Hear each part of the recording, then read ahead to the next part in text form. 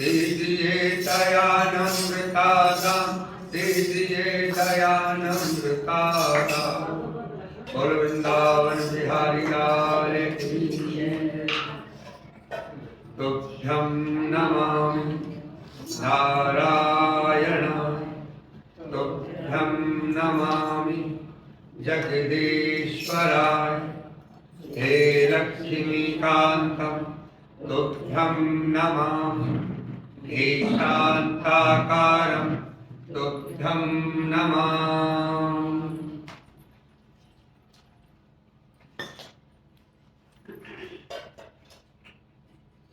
तो कल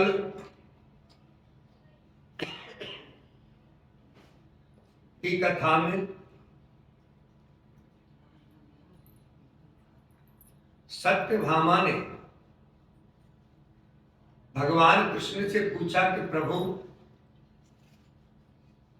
मैंने पूर्व जन्म में ऐसा कौन सा पुण्य कर्म किया था कि आज मैं आपकी अर्धांगिनी हूं।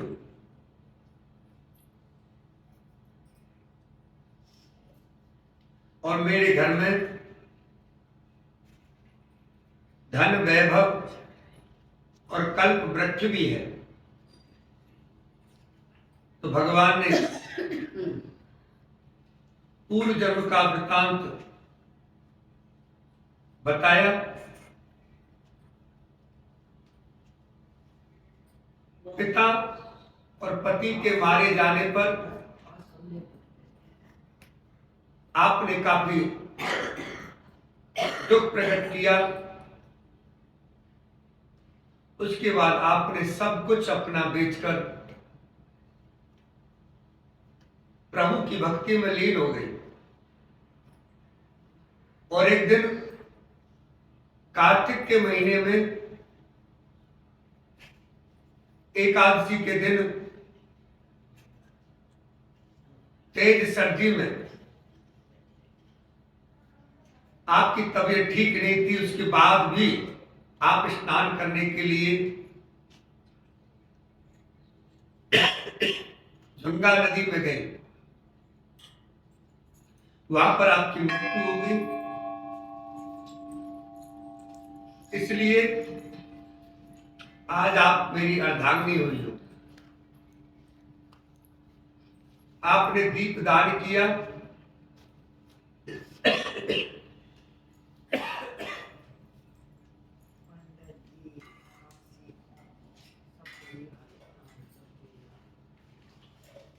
इसके लिए आपके घर में धन और वैभव है।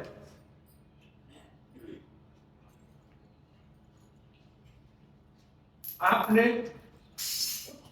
अपने संपूर्ण जीवन काल में तुलसी वृक्ष का सिंचन किया, इसलिए आज आपके घर में कल्प वृक्ष है।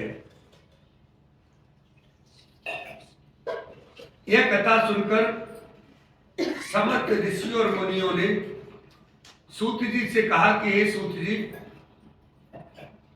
आप कृपा करके कार्तिक मास और तुलसी जी के महात्म्य का वर्णन कीजिए। तब भी सूत जी बोले कि हे ऋषियों, आपने जो प्रश्न मुझसे किया है वही प्रश्न राजा पृथु ने नारद मुनि से किया था, और जो उत्तर नारद जी ने दिया था वही मैं आज आपको सुनाता हूं। सो तुम एकाग्रचित होकर सुनो। एक दिन राजा पृथु ने श्री नारद जी से कहा कि हे देवर्षि, श्री भगवान को तुलसी जी इतनी प्रिय क्यों है? आप कृपा करके इसका महात्म्य सुना दीजिए। राजा पृथु की बात सुनकर देव ऋषि नारद बोले कि एक समय देवराज इंद्र बहुत से देवताओं तथा अप्सराओं सहित देवों के देव श्री महादेव जी के दर्शन को कैलाश पर्वत पर गए। और जब वे सब कैलाश पर्वत पर पहुंचे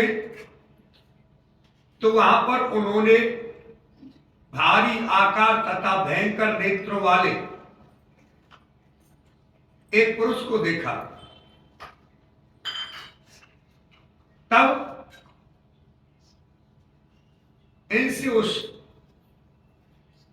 तब इंद्र ने उससे पूछा कि तुम कौन हैं और शिव जी कहां हैं? इंद्र के कई बार पूछने पर भी उसने कोई उत्तर नहीं दिया। तो इंद्र को बड़ा क्रोध आया और क्रोध करके इंद्र ने अपना वज्र उसके कंठ पर मारा, जिससे उसका कंठ नीला हो गया, परंतु साथ ही इंद्र का वज्र भी भस्म हो गया। तत्पश्चात उसकी आंखों से एक प्रचंड ज्वाला प्रगटी। उस समय ऐसा प्रतीत होता था मानो इंद्र सहित सारे संसार को जलाकर भस्मीभूत कर देगी। ऐसी स्थिति देखकर श्री बृहस्पति तथा इंद्र आदि सब देवता नतमस्तक होकर भगवान शिव जी की स्तुति करते हुए कहने लगे कि हे देवों के देव श्री महादेव जी, त्रिपुरासुर और अघासुर का विनाश करने वाले तथा यज्ञ का फल देने वाले त्रिपुरारी अघहारी, आपको बारंबार नमस्कार है। हे सुंदर मुनियों की रक्षा करने वाले, आपको नतमस्तक प्रणाम है। श्री नारद जी ने कहा कि हे राजा पृथु, इस प्रकार देवताओं की स्तुति सुनकर श्री महादेव जी ने समस्त ब्रह्मांड को भस्म कर देने वाली अग्नि को शांत कर दिया और बोले कि हे देवताओं, मैं तुम्हारी स्तुति सुनकर अत्यंत प्रसन्न हूं, सो तुम वर मांगो। तब समस्त देवताओं सहित बृहस्पति जी ने क्षमा दान मांगा और कहा कि हे देव, जो सुरासुर से अपराध हुआ है उसके लिए आप क्षमा प्रदान कीजिए। श्री बृहस्पति जी की स्तुति सुनकर पुनः देवाधिदेव श्री महादेव जी ने कहा, मैंने इंद्र का अपराध क्षमा किया और जीवन दान दिया। हे बृहस्पति जी, आज से तुम्हारा नाम भी अमर होगा। तब से बृहस्पति जी बोले, हे भगवान, जब आप हम सब पर प्रसन्न हैं तो सुरराज की रक्षा कीजिए और सारे ब्रह्मांड को भस्म करने वाली अग्नि जो आपके तेज से उत्पन्न हुई है उसे शीघ्र शांत कीजिए। तब भगवान शंकर ने कहा कि नेत्रों से निकला हुआ ज्वाला रूपी तेज अब वापस कैसे हो सकेगा? अतः अब हम इसे कहीं दूर फेंक देते हैं। ऐसा कहकर भगवान भूतेश्वर भोलेनाथ ने उस अग्नि को समुद्र में फेंक दिया। सो वह अग्नि गंगा के संगम श्री गंगा सागर में जाकर गिरी और बालक रूप करके रोने लगी। इसके रोने की आवाज सुनकर पृथ्वी कंपायमान हो गई तथा सप्तद्वीप बहरे हो गए। ऐसा आश्चर्य देखकर और समुद्र की गोद में बालक को रोते देखकर ब्रह्मा जी आश्चर्य से पूछने लगे कि यह बालक किसका है? समुद्र ने बड़े आदर से उस बालक को उठा करके ब्रह्मा जी की गोद में दे दिया और कहा, यह मेरा पुत्र है जो गंगा से उत्पन्न हुआ है। अब आप इसका जात कर्म कराइए। फिर उस बालक ने श्री ब्रह्मा जी की दाढ़ी पकड़कर बड़े जोर से मरोड़ी, जिसके मरोड़ने से ब्रह्मा जी के नेत्रों में आंसू भर आए। तब किसी प्रकार चौं चौं करके अपनी दाढ़ी छुड़ाई और कहने लगी कि इसने हमारी आंखों से जल निकाला है, इसके लिए इसका नाम जलंधर होगा और ये शिव जी के अतिरिक्त और संसार में किसी के भी हाथ से नहीं मरेगा। इसका कारण यह है कि यह शिव जी के अंश से उत्पन्न हुआ है। यह सुनते ही वह युवा हो गया। तब ब्रह्मा जी ने शुक्राचार्य जी को बुलाकर उसका राज्याभिषेक कराया और ब्रह्मा जी अंतर्ध्यान हो गए। तब सिंधुराज ने कालनेमी की पुत्री वृंदा के साथ जलंधर का विवाह कर दिया। वृंदा अत्यंत सुंदरी थी और सारे ब्रह्मांड में प्रथम सती थी, अपतिव्रता थी। परम सुंदर पत्नी पाकर जलंधर बहुत प्रसन्न था। अतः आनंद से दिन व्यतीत करने लगा। जब जलंधर घर में आता तो वृंदा स्वयं अपने हाथों से पंखा झलती थी। अब सती और पतिव्रता स्त्री के लक्षण सुनो जो वृंदा जलंधर के लिए करती थी। जब जलंधर आता तो वृंदा स्वयं अपने हाथों से पंखा जलती थी, पाद्य चरण धोती थी, अर्घ हाथ धुलवाती थी, आचमन अर्पण करती थी। इस प्रकार वह अपने की भागीदार होती है। इसलिए स्त्री अर्धांगिनी होती है, यानी कि इसमें केवल पति का फायदा नहीं है। पतिव्रता होने पर ऐसा माना जाए कि पत्नी ही सारे कार्य करे। इसमें विद्वानों ने, शास्त्रों ने बताया है कि पत्नी पति के पुण्य का आधे की भागीदार होती है, जबकि पति छठवें हिस्से का भागीदार होता है। अपने पति के पाप और पुण्य को आधा आधा बांटने वाली स्त्री को निश्चय ही अपने पति के मर जाने के पश्चात उसके साथ में सती हो जाना चाहिए। जो स्त्री अपने पति के साथ सती हो जाती है वह अपने शरीर के 3.5 करोड़ रोमों के अनुसार 3.5 करोड़ वर्ष तक अपने पति के साथ स्वर्ग में वास करती है। जो स्त्री सती होने के लिए शमशान भूमि तक जितने कदम उठाकर जाती है उसको एक एक कदम पर एक एक यज्ञ का फल प्राप्त होता है। ऐसी स्त्री अपने माता पिता और पति इन तीनों कुलों को पवित्र कर देती है। जिस प्रकार सपेरा सर्प को बिल से बाहर निकाल लेता है, ठीक उसी प्रकार पतिव्रता सती नारी अपने पति को नरक से निकाल लेती है। अतः पतिव्रता स्त्री द्वारा पति के साथ सती हो जाने को परम धर्म बताया है। नारद जी बोले कि राजा पृथु, देवताओं के भय से भयभीत होकर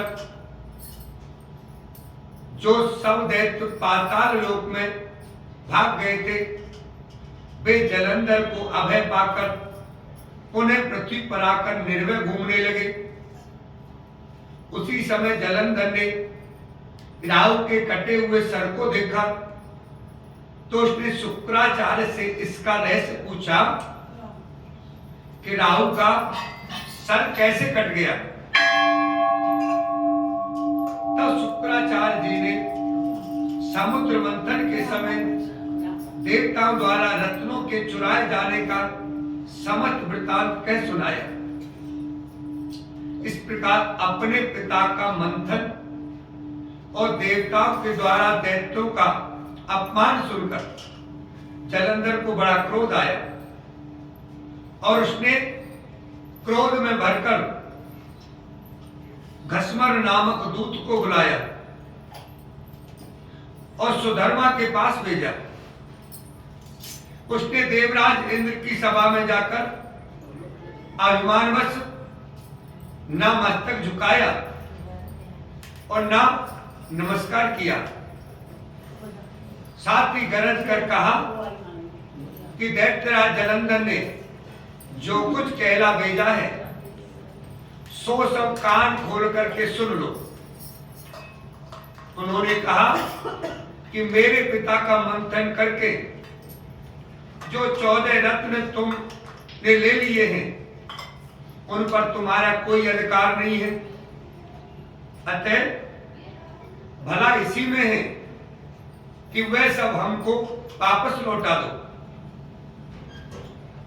दूत के यह अभिमानपूर्ण शब्द सुनकर इंद्र भयभीत हो गया और विस्मय के साथ बोला कि समुद्र सदैव हमारे शत्रु दैत्यों की रक्षा करता रहा है,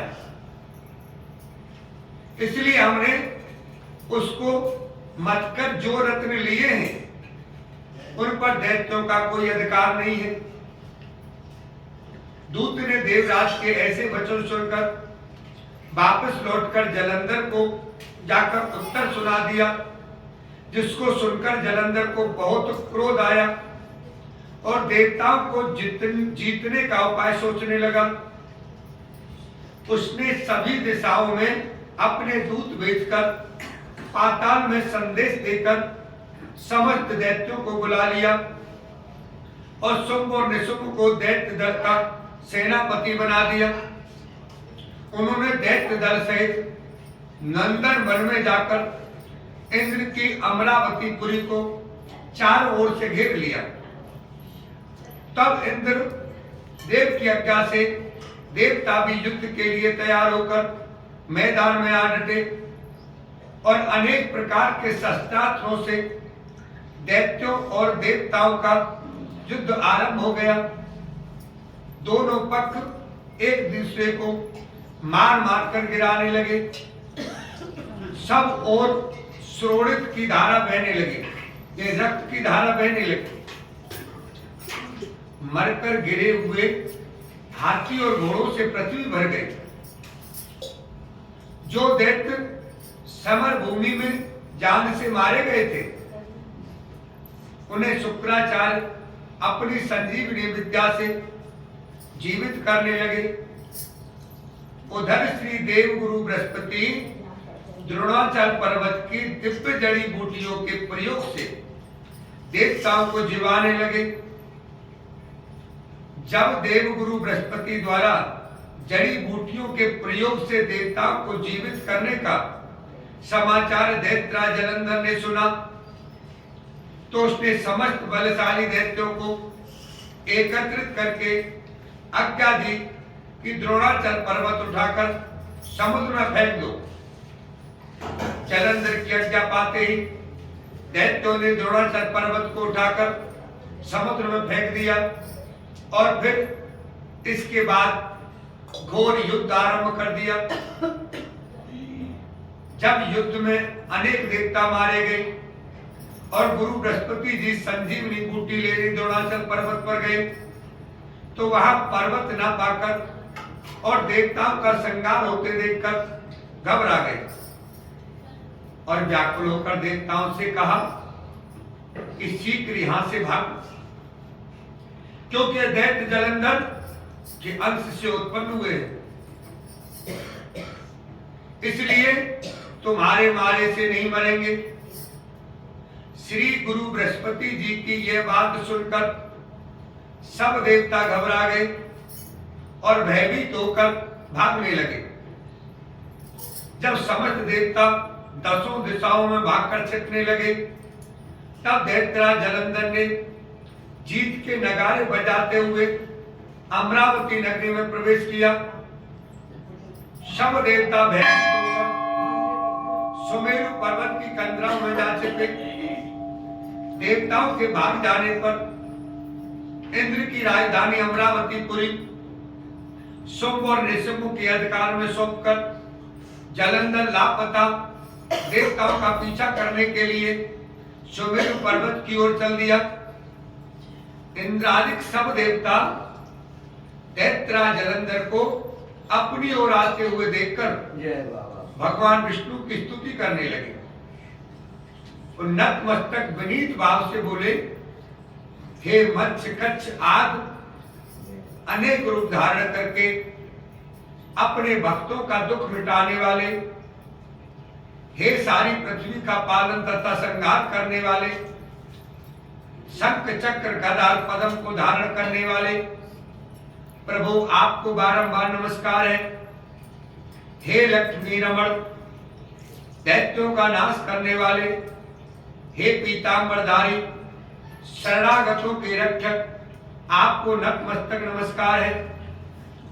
हे प्रभु, जालंधर नामक दैत्य से पीड़ित समस्त संतापों को हरने वाले तथा चंद्र सूर्य दो नेत्रों वाले, आपको नमस्कार है। नारद जी बोले कि हे राजा पृथु, जो कोई भगवान की इस संकट नाशक स्तुति को पढ़ता है उसके समस्त संकट नाश को प्राप्त हो जाते हैं। सो हे राजा पृथु, भगवान विष्णु देवताओं की स्तुति सुनकर और उनके महान दुखों को देखकर शीघ्रता से उठकर गरुड़ पर सवार होकर जाने लगे। तो श्री महालक्ष्मी जी ने पूछा, हे प्रभु, आप कहां जा रहे हैं? तब भगवान विष्णु ने उत्तर दिया कि तुम्हारे भाई जालंधर के भय से भयभीत तथा पीड़ित देवताओं की सहायता करने को जा रहा हूं। प्रभु की यह बात सुनकर लक्ष्मी जी बोली कि भगवान, मैं आपकी परम प्रिय हूं, फिर आप मेरे भाई को कैसे मारेंगे? तब भगवान ने कहा, शंकर जी से उत्पन्न और ब्रह्मा जी के वचन के कारण हम जालंधर को कदापि नहीं मारेंगे। लक्ष्मी जी को यूं समझाकर शंख चक्र और खड़ग लेकर जालंधर से युद्ध करने को भगवान विष्णु चल दिए। जिस समय भगवान युद्ध करने को युद्ध भूमि में पहुंचे तो बहुत से दैत्य गरुड़ के पंखों के वेग से ही मारे गए। पवन से पीड़ित दैत्यों को देखकर जालंधर को अत्यंत क्रोध आया। तब वह भी भगवान विष्णु के सन्मुख युद्ध करने को आया। उस समय जालंधर और भगवान विष्णु में घोर युद्ध हुआ। उस समय बाणों से आकाश ढक गया। भगवान विष्णु ने जालंधर के रथ का ध्वज, छत और बाण काट डाले तथा रथ के सब घोड़ों को मार डाला। यह देख जालंधर ने गरुड़ के मस्तक पर गदा मारी, जिससे वह मूर्छित हो गया। तब भगवान विष्णु ने अपनी तलवार से जालंधर की गदा को काट दिया। तत्पश्चात जालंधर और भगवान में मल्ल युद्ध हुआ। जालंधर ने भगवान विष्णु की छाती में मुक्का मारा। जालंधर और भगवान विष्णु के घोर युद्ध को देखकर सारा ब्रह्मांड भयभीत होकर कंपायमान हो गया। तब भगवान विष्णु ने कहा, हे दैत्यराज, तुम्हारा और हमारा युद्ध ठीक नहीं है, क्योंकि तुम लक्ष्मी जी के भाई हो। जब जालंधर ने कहा कि यदि आप प्रसन्न हैं तो मैं आपसे यह वरदान मांगता हूं कि आप लक्ष्मी और गरुड़ सहित मेरे घर में ही निवास करें। यह सुनकर भगवान विष्णु लक्ष्मी और गरुड़ के सहित उसके यहां रहने का वचन देकर चले गए। तब जलंधर समस्त देवताओं के स्थान पर दैत्यों की नियुक्ति करके जालंधर नगर में निवास करने लगा और देवताओं, गंधर्वों व किन्नर आदि पर जितने रत्न थे वे सब छीनकर उसने अपने अधिकार में कर लिए। निशुंभ को शासन करने के लिए पाताल में भेज दिया। वहां पहुंचकर निशुंभ ने शेषार नाग को वश में कर लिया। इस प्रकार जालंधर देव, यज्ञ, किन्नर, गंधर्व और मनुष्य सबको अपनी प्रजा बनाकर पुत्र के समान तथा धर्म की नीति से उसका पालन करते हुए त्रिलोकी को शासन करने लगा। नारद मुनि ने कहा कि हे राजा पृथु, एक समय भगवान का दर्शन करने तथा जालंधर की राजलक्ष्मी को देखने के लिए हम भी वहां गए थे। यानी दानवों का शासन कोई मामूली नहीं रहा। देवता को तो वो चुटकी में भगा देते थे। तो जो राक्षस होते हैं उनको कोई मामूली नहीं समझना चाहिए, हल्के में नहीं लेना चाहिए। किसी भी युग में अगर कोई दुराचारी है, अगर कोई पापी है, अगर कोई गलत कर रहा है तो हम उससे हल्के में नहीं लेना चाहिए। हमें कि हमारा कुछ नहीं बिगाड़ पाएगा। समय आने पर वो अपने बाप के भी नहीं होते तो हमारे क्या होंगे राज्य के लिए। इसलिए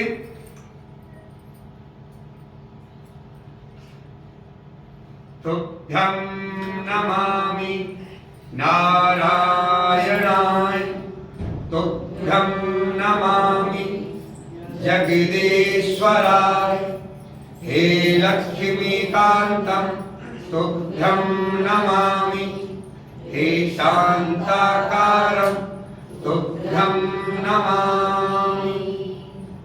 राम आए लक्ष्मण आए देश के पुजारी, सीता ने उसका नेम लाए, आओ राम बैठो राम, कबीर सोई जीवो राम, आकर जुगरे खाओ राम, दूध बनाता पियो राम, दूध के बदला छोड़ो राम, सास वाला छोड़ो राम, जब बोलो जब राम नाम, शाम तुम्हारे सबके काम, सारे घर भंडार भरेंगे, सबका बेड़ा पार करेंगे, श्री राम जय राम जय राम, श्री राम जय राम जय राम।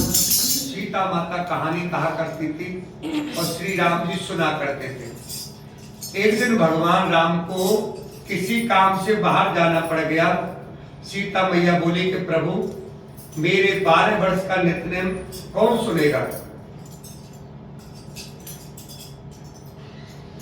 मैं अपनी कहानी किसे सुनाऊंगी?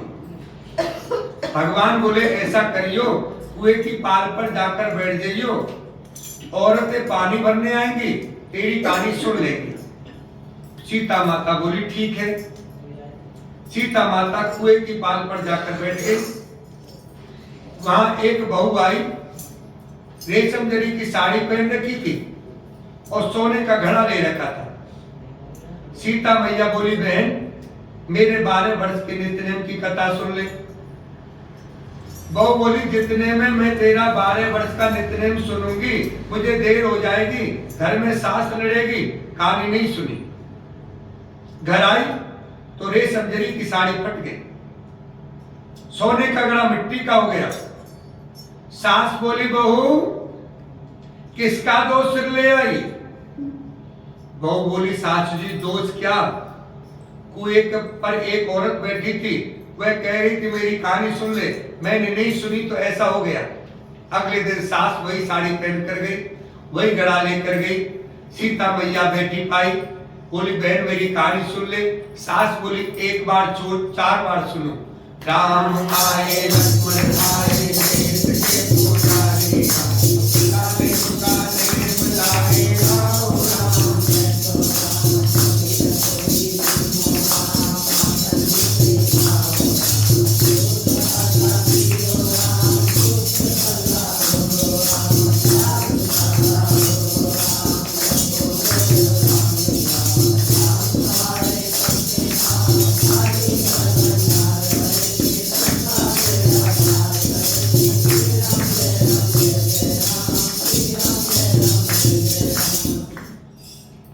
वह बोली बहन कहानी तो बहुत अच्छी लगी, ढल गई रेशम जरी की साड़ी हो गई, सोने का घड़ा हो गया। बहू बोली सासू जी तुम ये कैसे कर लाई? बहू तू दोष लगाई थी, मैं दोष उतार आई। ऐसी वो कौन थी? वो सीता माता थी, पुराने से नया कर देती है, खाली घर भंडार भर देती है, लक्ष्मी जी का वास कर देती है और जो कुछ इच्छा उसे पूरा कर देती है। अच्छा सासू जी ऐसी कहानी तो मुझे भी सुना दो। ले भाई तू भी सुन ले। राम आए लक्ष्मण आए देश के पुजारी, पुकारे पुकारे बुलाए आओ राम।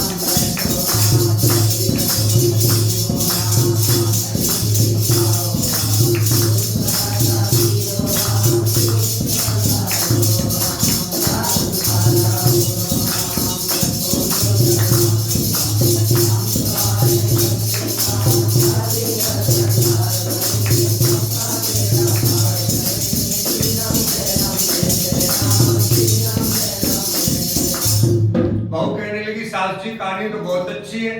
सास बोली बहू रोज कर लिया करेंगे। अब सास बहू नहाती, पूजा पाठ करती, नित्य नेम सीता माता की कहानी कहती।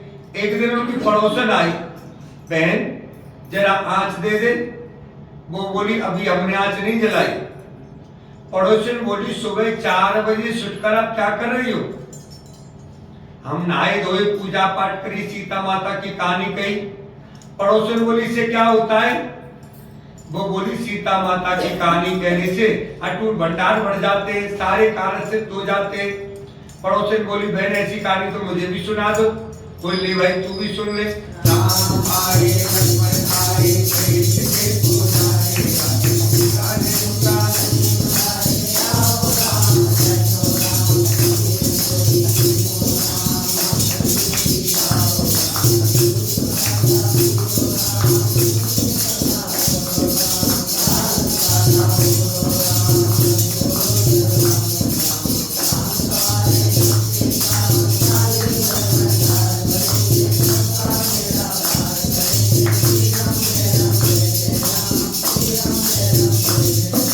पड़ोसन कहने लगी बहन कहानी तो बहुत अच्छी लगी।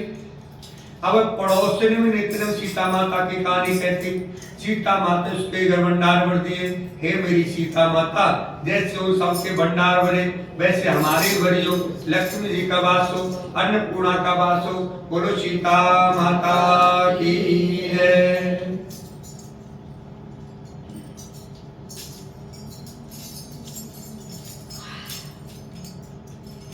तुभ्यं नमामि नारायणं, तुभ्यं नमामि जगदीश्वराय। हे लक्ष्मीकान्तं तुभ्यं नमामि, हे शान्ताकारं तुभ्यं नमामि। एक माँ बेटा थे। माँ गंगा जी नहाने गई तो बहू से कह गई कि मेरे बेटे को सुबह रोटी दे दीजिए। उसने कहा अच्छा दे दूंगी। सुबह बेटा बोला माँ रोटी दो। बहू बोली ना माँ है ना रोटी है, कमा के लाओगे तभी रोटी दूंगी। वह बोला कि भगवान मैं तो कमाना ना जानूं, लेकिन बहू नहीं मानी। उसने कहा अच्छा तो 4 रोटी आम का अचार दे दो। बहू ने बनाकर दे दी। वह रोटी लेकर कुएं की पाल पर जाकर बैठ गया और कहने लगा कि राम कमाना ना जानू, बार बार प्रभु का नाम लेने लगा। भगवान ब्राह्मण का वेश बनाकर आए और बोले कि तुम ऐसे उदास क्यों बैठे हो भाई? वह बोला कि मेरी पत्नी ने कहा है कि कमा के लाओगे तो रोटी मिलेगी, पर मैं कमाना नहीं जानता। ब्राह्मण बोले भैया कमाना तो मैं भी नहीं जानता, हाँ, पर मैं आटो बानों का नेम जानता हूं, जिससे मेरे अटूट भंडार हो जाएंगे। चावल के दाने, पानी की घंटी ले लो, ढके बर्तन को उगाड़ो, ओंधों को सीधा करो। उसने कही उसने सुनी। इतवार, सोमवार, मंगलवार, बुधवार, बृहस्पतिवार, शुक्रवार, शनिवार, 8 बारों का आसरा, भरियो पियर सासरा, अटूट भंडार होते चले गए। घर पहुंचा, बीवी बोली क्या लाए हो? उसने कहा 8 बारों का नेम लेके आया हूं। बीवी ने सोचा चलो कुछ तो लाया है। चावल के दाने और पानी की घंटी ला, ओंधों को सीधा कर, ढकों को उगाड़। उसने कही उसने सुनी। इतवार, सोमवार, मंगलवार, बुधवार, बृहस्पतिवार, शुक्रवार, शनिवार, 8 बारों का आसरा, भरियो पियर सासरा, अटूट भंडार होते चले गए। बहू से बोला मैं बेटी के जा रहा हूं। भट्टे से कपड़े पहनकर बेटी के गया। बच्चे बोले नाना आ गए, नाना आ गए। बेटी बोली कैसे वेश में आए हैं? बच्चे बोले मैले वेश में आए, फटे कपड़े पहने हुए। बेटी बोली आए क्या है? भाभी ने मां ने भगा दिया होगा, 2 दिन की रोटी तोड़ने आए हैं। सच है, गरीबी सब कुछ कहला देती है। बेटी से कहा बेटी 8 बारों की कहानी सुन ले। उसने कहा पिताजी मेरा मुंह झूठा है। उसके पिता भूखे ही सो गए। अगले दिन बेटी को तरस आया, पिताजी पिताजी अपनी कहानी सुनाओ। यानी कि ये नियम है, हम कोई नियम धारण करते तो नियम का पालन करना चाहिए। किसी ने कहानी नहीं सुनी तो भूखे सो गए। आज हमारा ऐसा कोई नियम नहीं है। मेरे से कोई बता रहा था, इस्कॉन वाले कहीं गए थे राजस्थान में, उनके साथ हम भी गए। तो उनके जो इस्कॉन में से जो गए थे उनके साथ बच्चे भी थे। तो उसने कहा कि मैंने उसके लिए चॉकलेट दी।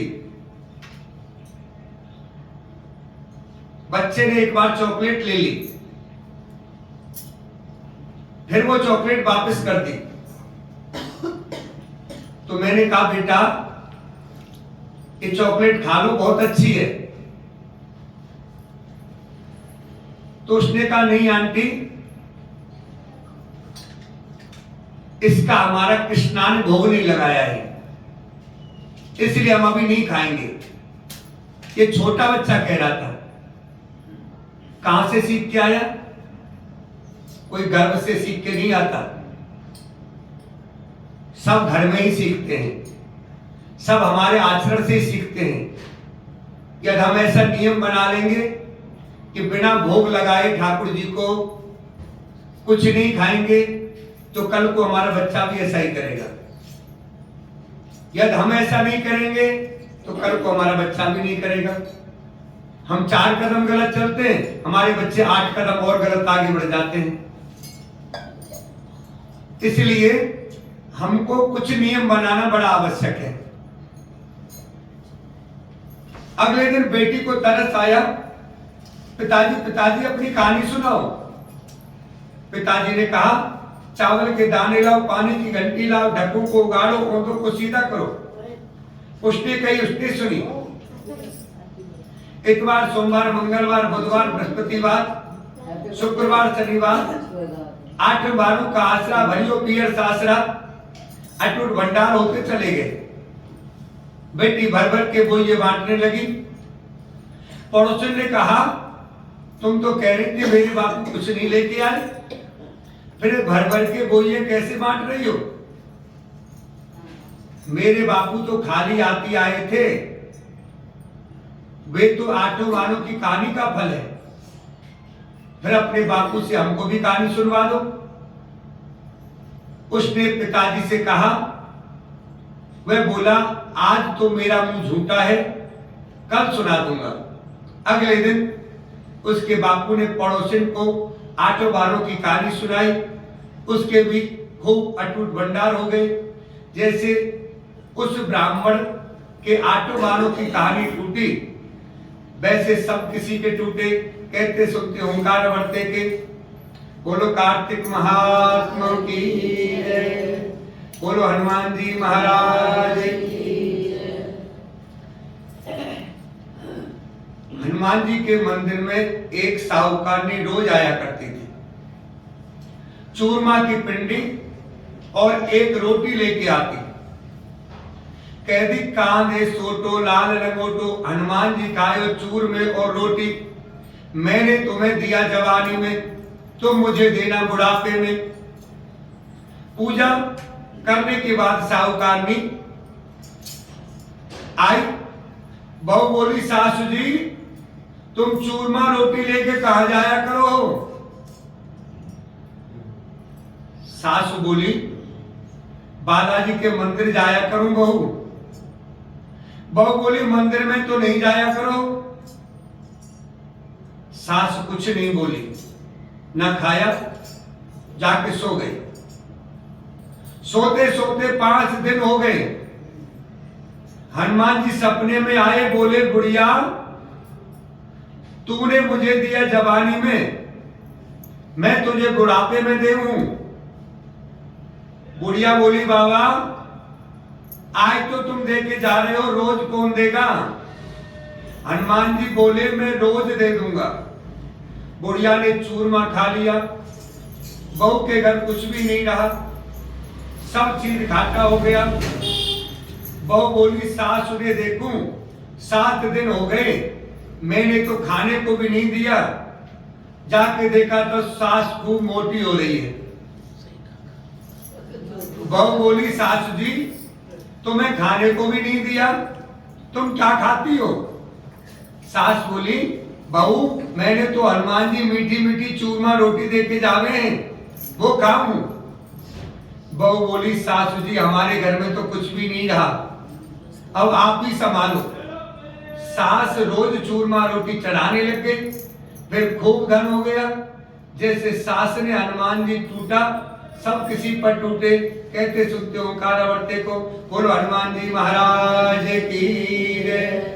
सभी कथाओं का एक ही माध्यम है, नियम। हमारा नियम अत्यावश्यक है। और आने वाले सभी भक्तों से अनुरोध है कि मंदिर में धूप बत्ती जोत बत्ती जलाना वर्जित है। इसलिए आप धूप बत्ती जोत बत्ती अंदर दिखाएं भगवान को। 2 मिनट 1 मिनट 4 मिनट जितनी देर। उसके बाद बाहर पेड़ों के पास, तुलसा जी के पास, पीपल के पास, जहां भी रखना चाहे वह रखें। बोलो वृंदावन बिहारी लाल की जय। तुभ्यं नमामि नारायणाय, तुभ्यं नमामि जगदीश्वराय। हे लक्ष्मीकान्तं तुभ्यं नमामि, हे शान्ताकारं तुभ्यं नमामि। आज का भजन बता रहा है कि हमारा घर में ही व्यवहार सही हो, हमारा घर में ही नियम संयम हो, तो हम कहीं तीर्थ जाने की आवश्यकता नहीं है। हम घर में कुछ नहीं करते लेकिन बाहर सब कुछ करना चाहते हैं, तो ये संभव नहीं है। संतों ने, विद्वानों ने कहा है, यदि हमारे माता पिता घर में भूखे बैठे तो जाकर के हम सवा मनी कर रहे हैं तो उसका कोई फायदा नहीं है। पहले घर में माता पिता को भोजन कराओ, उसके बाद आपके पास पर्याप्त है तो आप भंडारा करो, प्रतिदिन भंडारा करो, जितना हो सकता है दान पुण्य करो, सब कुछ करो, लेकिन पहले अपने घर को ही मंदिर बनाओ। मैं तो घर को ही मंदिर बनाऊंगी, तीर्थ नहीं जाऊंगी। घर को ही मंदिर बनाऊंगी, तीर्थ नहीं जाऊंगी, मैं तीर्थ नहीं जाऊंगी, तीर्थ नहीं जाऊंगी। घर को ही मंदिर बनाऊंगी, तीर्थ नहीं जाऊंगी। घर को ही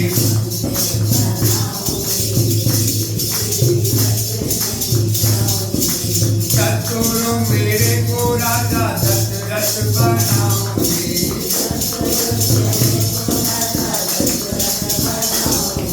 ससुर मेरे को राजा दशरथ बनाऊंगी।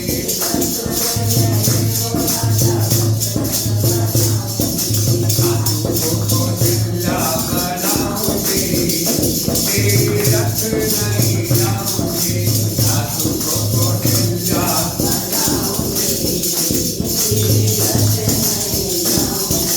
घर को ही मंदिर बनाऊंगी, तीर्थ नहीं जाऊंगी। घर को ही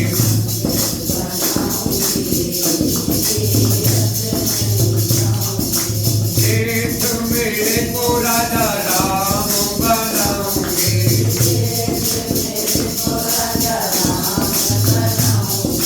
तीर्थ मेरे को राजा राम बनाऊंगी।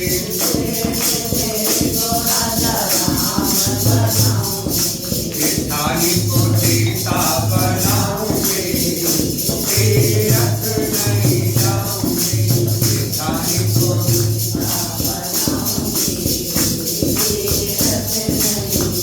घर को ही मंदिर बनाऊंगी, तीर्थ नहीं जाऊंगी। घर को ही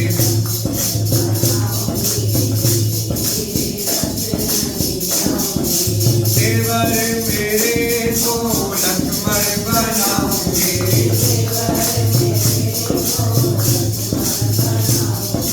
देवर मेरे को लक्ष्मण बनाऊंगी।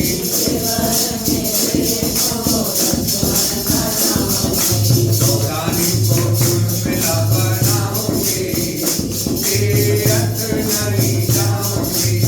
रानी को उर्मिला घर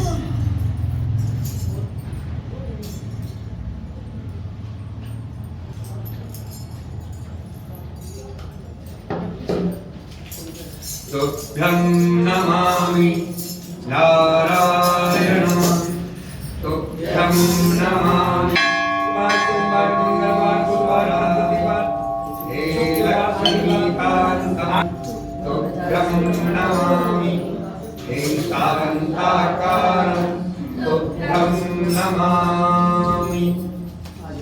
बोलो तुलसा माता की जय। तुलसा महारानी ओ हरे पटरानी